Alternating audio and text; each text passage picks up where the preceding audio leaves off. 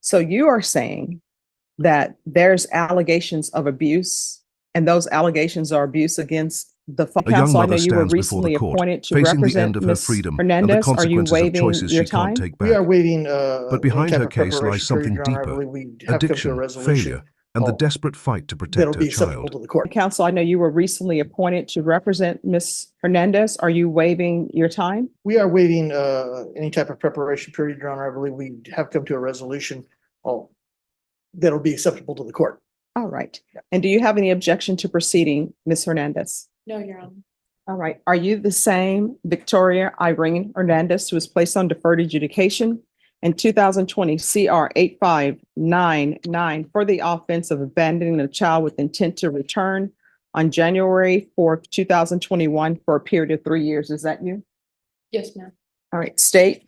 Yes, Your Honor, violating condition number 13, on or about the 23rd day of April 2024, in Carroll County, Texas, defendant Victoria Irene Hernandez did then and there operate a motor vehicle without a valid Texas driver's license in violation of condition number 13. How do you plead to that? True or not true? Waiver of any violated conditions. Any objection? No objection, Your Honor. Did you understand by pleading true to violation of condition number 13, the court could find it true, grant the motion, find you guilty, and sentence you up to 2 years in the state jail facility and up to a $10,000 fine?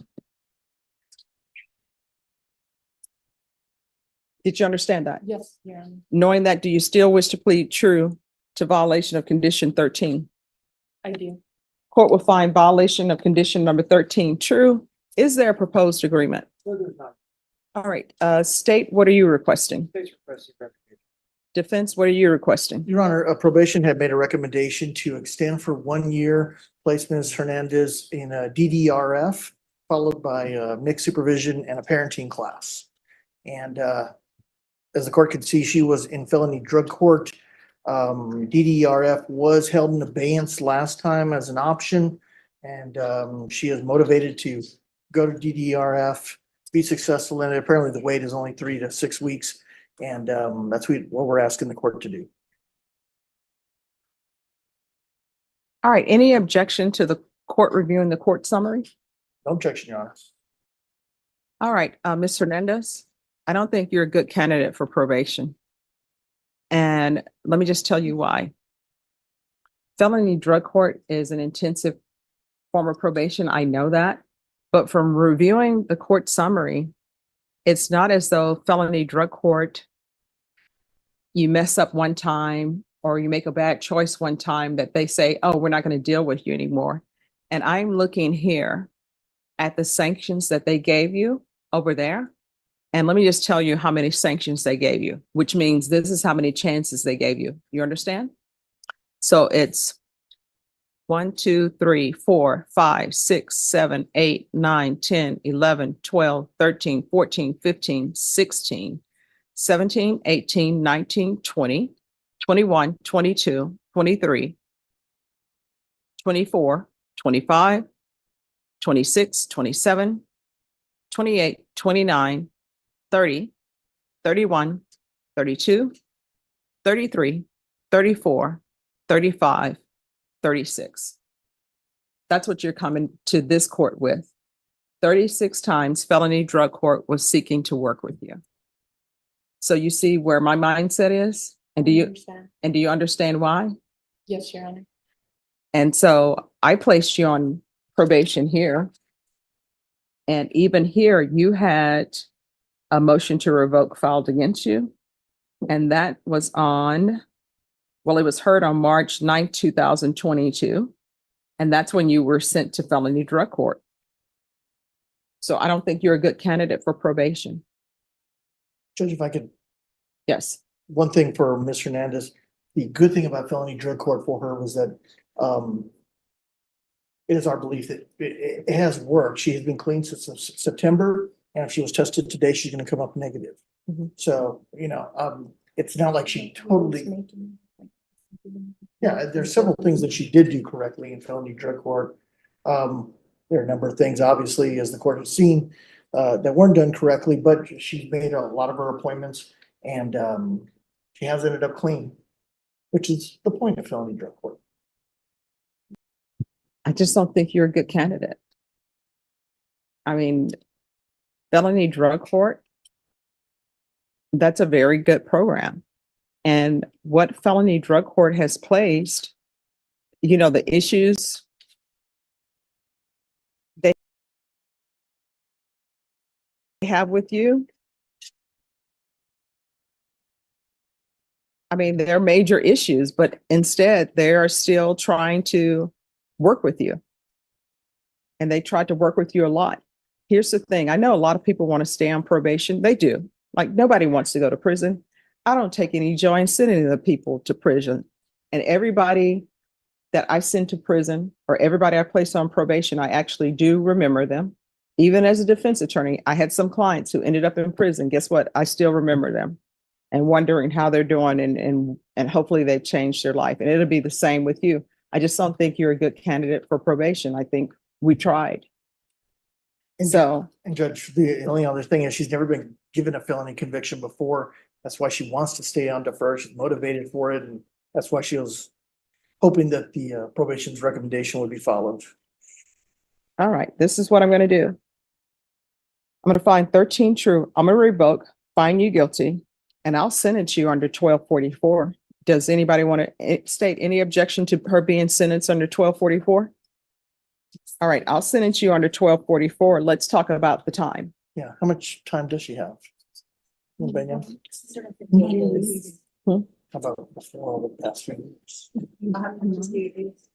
Judge. Yes. So I was going back and forth with the drug court personnel in this case.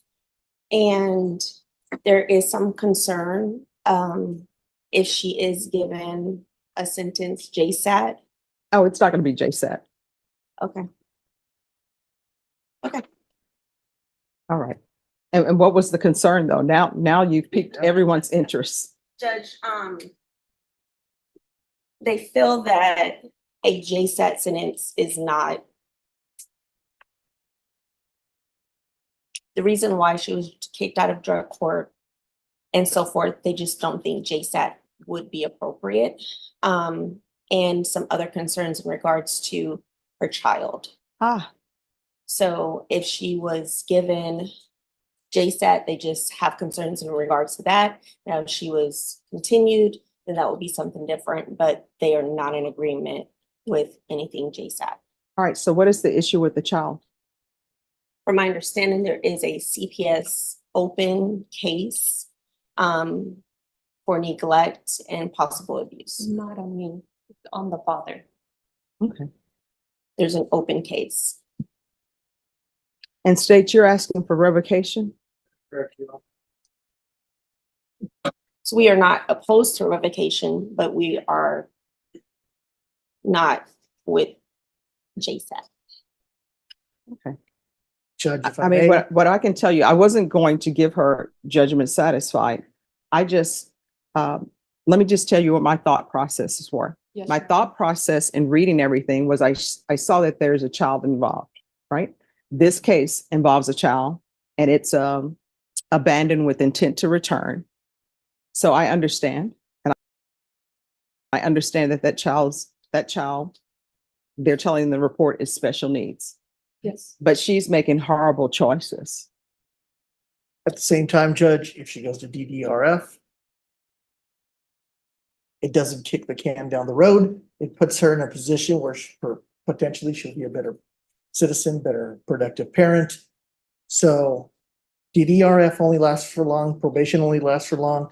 If we help her continue, she has a possibility of, one more chance. And the court has given plenty of chances before, but if she's given one more chance, there's a possibility that one day she's going to be still with this child, and that child needs a stable parent, and DDRF will help in that potentially. State? Is the state still recommending revocation? Well, Judge, little of child involved, I mean, the state would be opposed to the I will tell you what. Your special needs child has saved you. And you are not saving your special needs child. So where is the child now? He is with his father at the moment. The CPS case is on the father and the current girlfriend. And So let me get this straight and correct me if I'm wrong. So you are saying that there's allegations of abuse and those allegations are abuse against the father who he's with? yes, Your Honor. And the case has been open for about they opened one CPS case, my court did, because of the what they had found in my phone. And then the caseworker got in touch with What did with they the find? father. Wait, raise your right hand for me, please. Do you solemnly swear and affirm the testimony you give will be the truth and nothing but the truth? Yes, Your So Honor. help you God. Yes, Your Honor. All right, So state your name. Victoria Hernandez. What did they find in your phone? So they found that, so I had found out that my kid's father was locking my son in the room, and I wasn't aware, so later on, they said that it was because like the autism doctor recommended that they lock the door at night, but I thought like they were just locking my son in the room like all day. And so that's what drug court found on my phone when they were going through our messages, was me like getting mad at the dad about locking my son in the room, and so they called CPS for neglect. And then the dad got another CPS case because I believe the school called CPS for neglect as well. All right, any objection to somebody from drug court zooming in? Objection. No objection. All right, just have a seat. Drug court is going to zoom in so we can get to the bottom of what's going on. Nice. All right, we're back on Victoria Hernandez. Hi, Officer Garcia. Hi, Judge. How you doing today? All right, how are you doing? I'm great. I miss you guys. We miss you too. Okay. All right, Miss Hernandez, if you'll come down. All right, so we have Officer Garcia by Zoom. Any objections to her being by Zoom? Defense? No objection, Your All Honor. right, and the state has already stated that they do not have any objections.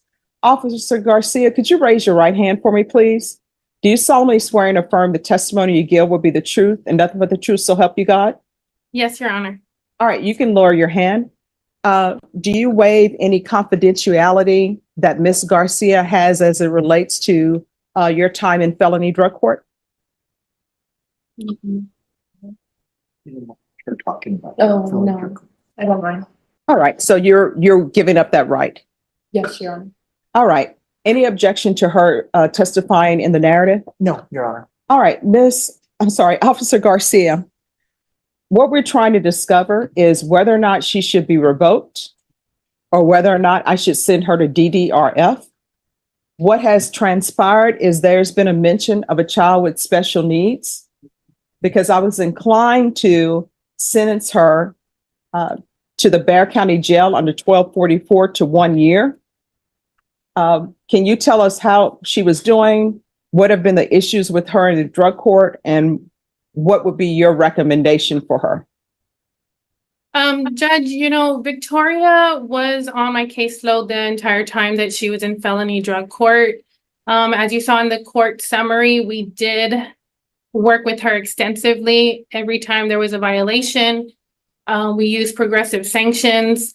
We did have DDRF in abeyance, back on 9/20/2023. Instead of that, we went ahead and gave her the chance to do Alpha Home, which she did complete. However, she went right back to her old criminal thinking, people, places, the basics that we teach in felony drug court. We were working with her, and we happened to do a phone search only because there was another phone search done on another participant, kind of intertwined the two. And that is the only reason why we found out is like it fell into our lap. It wasn't something that we were looking for. And we had concerns again because of her special needs child. We do have another case against her in CPS. So the CPS case, there is one pending for the father of her child, and we do also have one for herself. All right. Do you know, with regards to the case for herself, what is that about? because of what was found on her phone. Ah. So what was found on her phone has absolutely nothing to do with the child's biological father? It's actually both of them are involved. But again, he was the only one that the case had, the first CPS case is only on him. So when we found the information that included both of them, a CPS case was filed against her as well. So what was on her phone, did it have to do with, I don't want to get into too much, but what was on her phone, did it have to do with her as it relates to her and her child? Yes, concerning for her to be around her child, absolutely. Okay. And then considering her case that she's on as well.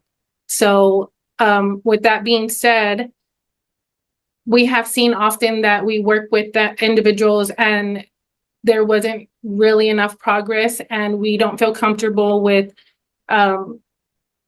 one, probation doesn't like to recommend revocation. But we have seen in drug court that a lot of our participants are getting credit for time served. So we didn't want her to just, get a JSAT and be done, because then there's no problems that are fixed. And then we have the concern for the son, because she will be able to go back and just be around him. That was what she was trying to do while she was on my caseload. So that is very concerning. If I could recommend revocation without the JSAT, I would. And I would like to. That's what I would like to happen. All right. Do you have any questions? I do, Judge. All right. Officer Garcia, Yes, sir. throughout her time throughout felony drug court, she tested negative on multiple occasions, correct? She did. However, she also tested positive. How long ago was that? Let me check. Drug test. Well, she did have a no-show, so to us, that was April the 17th. That is considered a positive in felony drug court. Let's see, her last positive would have been September of last year. 2023? Yes. And again, she did go to treatment during that time frame before we just got her back reporting in person. That's all I have for you. Thank you.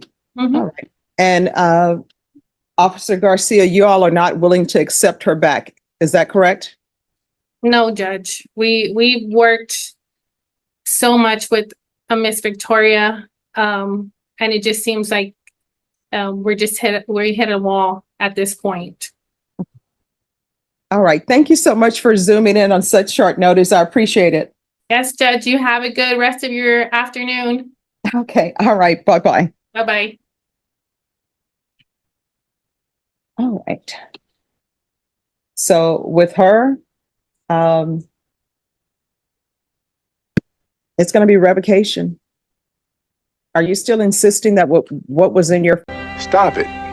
Get some help. phone was not related to you? I wasn't aware the second time around that a CPS case was put on me. I've been in jails. No. My question is, It are you is- still saying that what was on your phone regarding your child is unrelated to you? No. Okay. Judge, in lieu of that, we're asking for the minimum time allowed. Apparently she has 158 days in custody over the past 3 or 4 years. And I would argue that, she has done several things right. She's also done several things wrong, but there was several things. She did participate in the felony drug program and did a lot of good things. So we want the court to reflect on that. All right. This is what the court is going to do. Court is going to revoke you. Let me see. Where is the trial court certification? Handed it to the court. I do have it here. The court is going to revoke you. The court is going to find you guilty. The court will give you credit for any time served. The court will give you credit if you successfully completed inpatient treatment, because I see there was some inpatient treatment maybe through Alpha Homes. If you successfully completed that, the court will give you credit for that. And the court is going to sentence you to 2 years in the state jail facility.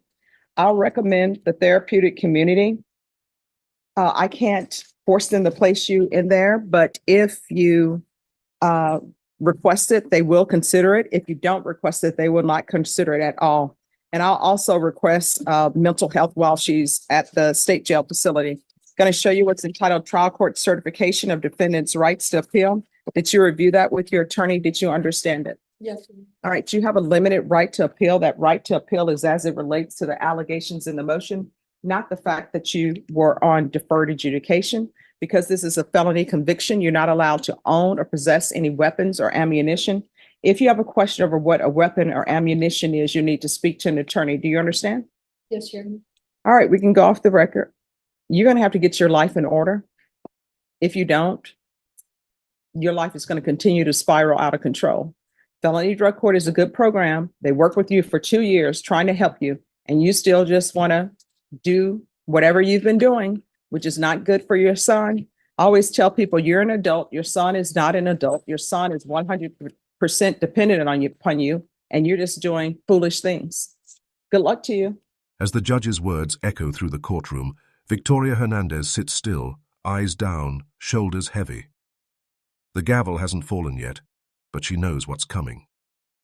Years of probation, chances, and broken promises have finally caught up. For the court, this case isn't about a simple violation. It's about a pattern. 36 sanctions, multiple warnings, and endless attempts to help her change.